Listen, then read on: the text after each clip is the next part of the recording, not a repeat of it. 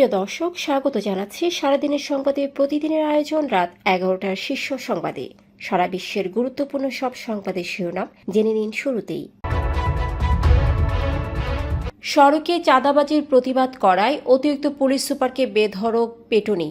অন্যদিকে রাজনীতি চাঁদা ছাড়া চলতে পারে, এটা পৃথিবীর ইতিহাসে নাই বললেন ফজলুর রহমান।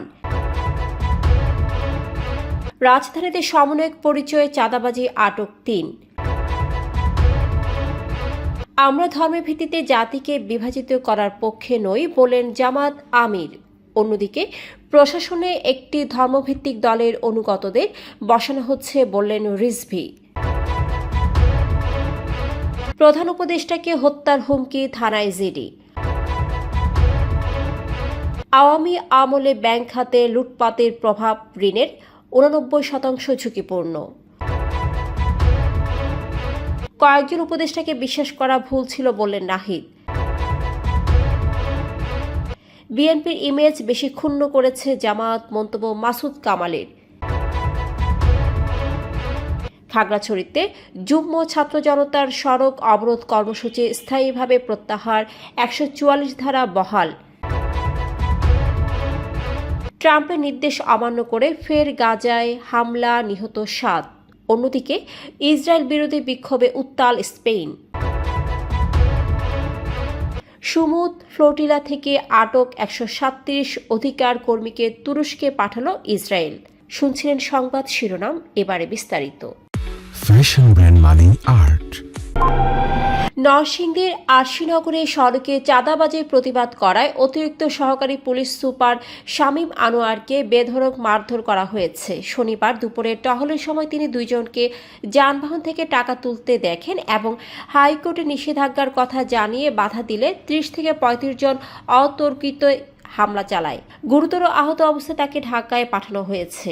এদিকে রাজনীতি চাঁদা ছাড়া চলতে পারে, এটা পৃথিবীর ইতিহাসে নাই বলে মন্তব্য করেছেন বিএনপির বহিষ্কৃত নেতা ফজলুর রহমান।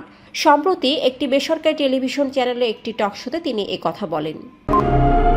উত্তরায় ছাত্র সমন্বয়ক পরিচয়ে চাঁদাবাজির অভিযোগে চক্রের মূল হোতা ও 2 সহযোগীকে আটক করেছে সেনাবাহিনী। শনিবার ভোরে দক্ষিণ খানের আজমপুর রেলগেট সংলগ্ন একটি বহুতল ভবনে অভিযান চালিয়ে তাদের আটক করা হয়। উত্তরা আর্মি ক্যাম্প জানায়, জননিরাপত্তা ও আইনের শাসন রক্ষায় চলমান কার্যক্রমের অংশ হিসেবে সেনাবাহিনী নিরপেক্ষতা ও পেশাদারিত্বের সঙ্গে অভিযান পরিচালনা করেছে।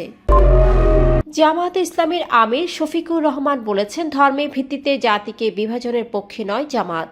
তিনি জানান, দেশের 90.8% মানুষ মুসলমান হলেও সবাইকে নিয়ে ঐক্যবদ্ধ জাতি গঠন করতে চায় দলটি। শনিবার বেলা 11:30টায় মগবাজারে আলফালা মিলনায়তনে উলামা কমিটির দায়ী ও ওয়াইস সম্মেলনে তিনি এসব বলেন। অন্যদিকে বিএনপির সিনিয়র যুগ্ম মহাসচিব রুহুল কবির রিজভী অভিযোগ করেন, প্রশাসনের গুরুত্বপূর্ণ পদে একটি ধর্মভিত্তিক দলের অনুসারীদের বসানো হচ্ছে। শনিবার সকালে অ্যাবের নবগঠিত কমিটির সঙ্গে জিয়াউর রহমানের সমাধিতে শ্রদ্ধা জানাতে গিয়ে তিনি বলেন, ভ্রান্ত তথ্য ও মিথ্যা পরিসংখ্যান দিয়ে জনগণকে বিভ্রান্ত করা যাবে না। জনগণ জানে গত 15 বছর ধরে কারা আপসহীন লড়াই করেছে। বিদেশি নম্বর থেকে প্রধান উপদেষ্টা ডক্টর মোহাম্মদ ইউনুস ও জাজিরা থানায় ওসি মোহাম্মদ মাইনুল ইসলামকে হত্যার হুমকি দেওয়া হয়েছে। এই ঘটনায় শুক্রবার ওসি মাইনুল ইসলাম জিডি করেন, যেখানে যুবলীগ নেতা মিথুন ঢালির বিরুদ্ধে হুমকির অভিযোগ করা হয়। মিথুন ঢালি তেজগাঁও কলেজ ছাত্রলীগের সাবেক সাধারণ সম্পাদক ও বর্তমানে ঢাকা মহানগর উত্তরের স্বেচ্ছাসেবক লীগের সাধারণ সম্পাদক। জিডি সূত্রে জানা যায়, 28 সেপ্টেম্বর শেখ হাসিনার জন্মদিনে নিষিদ্ধ সংগঠনের নেতাকর্মীদের নিয়ে তিনি জাজিরায় গোপন বৈঠক করেন এবং পরদিন গোপনে বৃক্ষরোপণ ও মিছিল করেন।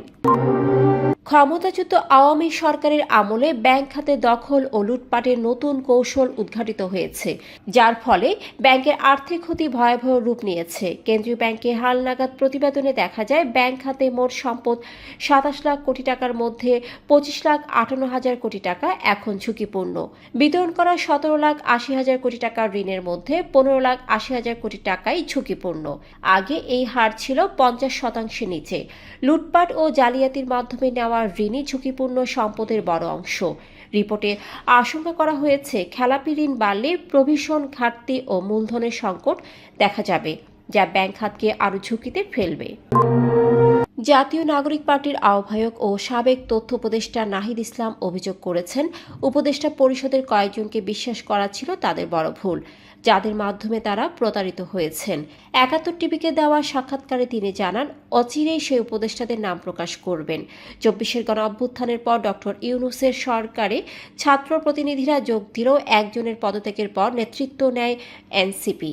বর্তমানে উপদেষ্টা পরিষদে রয়েছেন ২ জন। নাহিদ বলেন, ছাত্ররা উপদেষ্টা না হলে সরকার ৩ মাসও টিকত না। বিএনপির ইমেজ সবচেয়ে বেশি ক্ষুণ্ণ করেছে জামায়াতে ইসলামী, এমন মন্তব্য করেছেন রাজনৈতিক বিশ্লেষক ও সাংবাদিক মাসুদ কামাল।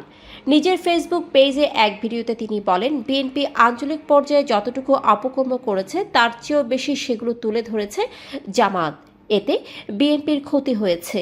তিনি জানান, ডাকসু নির্বাচনের আগ পর্যন্ত জামায়াত বিনয়ী থাকলেও জয় পাওয়ার পর তাদের নেতাদের আচরণ পরিবর্তন হয়েছে এবং অতি আত্মবিশ্বাসী হয়ে পড়েছেন। জামায়াত নেতাদের চটকদার ও ভিন্নমুখী বক্তব্য জনগণের নেতিবাচক প্রতিক্রিয়া সৃষ্টি করেছে। খাগড়াছড়িতে মানমা কিশোরী ধর্ষণের অভিযোগ তুলে ডাকা অবরোধ কর্মসূচি সম্পূর্ণভাবে প্রত্যাহার করেছে যুগ্ম ছাত্র জনতা। শনিবার সকালে এক সংবাদ বিজ্ঞপ্তিতে তারা জানায়, শহীদদের ধর্মীয় রীতি অনুযায়ী পুণ্যকর্ম, আহতদের সহায়তা ও প্রশাসনের আশ্বাসকে বিবেচনায় নিয়ে এই সিদ্ধান্ত নেওয়া হয়েছে।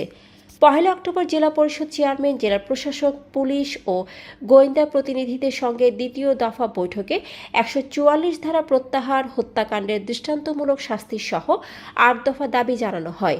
প্রশাসন দাবিগুলো বাস্তবায়নের আশ্বাস দেয় এবং শহীদ পরিবারের জন্য ৫০,০০০ টাকা সহায়তা ঘোষণা করে। মার্কিন প্রেসিডেন্ট ডোনাল্ড ট্রাম্পের বোমা হামলা বন্ধের আহ্বান এবং হামাসের আংশিক চুক্তি সত্ত্বেও ইসরায়েল গাজা উপত্যকায় কয়েক ডজন বিমান হামলা ও কামানের গোলাবর্ষণ চালিয়েছে। শনিবার গাজার বেসামরিক প্রতিরক্ষা সংস্থা জানায়, ভোর থেকে এসব হামলায় অন্তত ৭ জন ফিলিস্তিনি নিহত হয়েছেন। মুখপাত্র মাহমুদ বাশাল একে অত্যন্ত সহিংস রাত বলে উল্লেখ করেন। অন্যদিকে গাজায় ইসরায়েলি আগ্রাসনের প্রতিবাদে স্পেনের বার্সেলোনা শহরে ফিলিস্তিনপন্থী নাগরিকরা শুক্রবার বিক্ষোভে অংশ নেয়। তারা ফিলিস্তিনের পতাকা, পোস্টার ও ব্যানার হাতে শহর জুড়ে মিছিল করে। ইসরায়েলের পররাষ্ট্র মন্ত্রণালয় জানিয়েছে, গ্লোবাল সমুদ্র ফ্লোটিলা থেকে আটক করা ১৩৭ জনকে তুরস্কে পাঠানো হয়েছে। আন্তর্জাতিক জলসীমা থেকে ইসরায়েলি বাহিনী জোরপূর্বক ৪৪৩ জনকে ধরে নিয়ে যায়। হারেজ্য জানায়, আটক ব্যক্তিরা যুক্তরাষ্ট্র, যুক্তরাজ্য, Italy, Jordan, Kuwait, Libya, Algeria, Mauritania, Malaysia, Bahrain, Morocco, Switzerland, Tunisia ও তুরস্কের নাগরিক। এর আগে গাজাগামী ত্রাণবাহী গ্লোবাল সমুদ্র ফ্লোটিলার সব জাহাজ ও অধিকার কর্মীদের আটক করে ইসরায়েলি কমান্ডাররা। আটককৃতদের মধ্যে রয়েছেন সুইডিশ অধিকার কর্মী গ্রেটা থুনবার্গ। বহু দেশ ইসরায়েলের এ পদক্ষেপকে সন্ত্রাসী কর্মকাণ্ড হিসেবে নিন্দা জানিয়েছে। দর্শক, এতক্ষণ আমাদের সাথে থাকার জন্য ধন্যবাদ। প্রতি মুহূর্তে দেশ বিদেশের গুরুত্বপূর্ণ সব সংবাদ জানতে ভিজিট করুন www.সারাদিনেরসংবাদ.com ও চোখ রাখুন সারাদিনের সংবাদের অফিসিয়াল ফেসবুক পেজে। Fashion brand Mani Art. Men's, ladies and kids wear. Art. Be smart.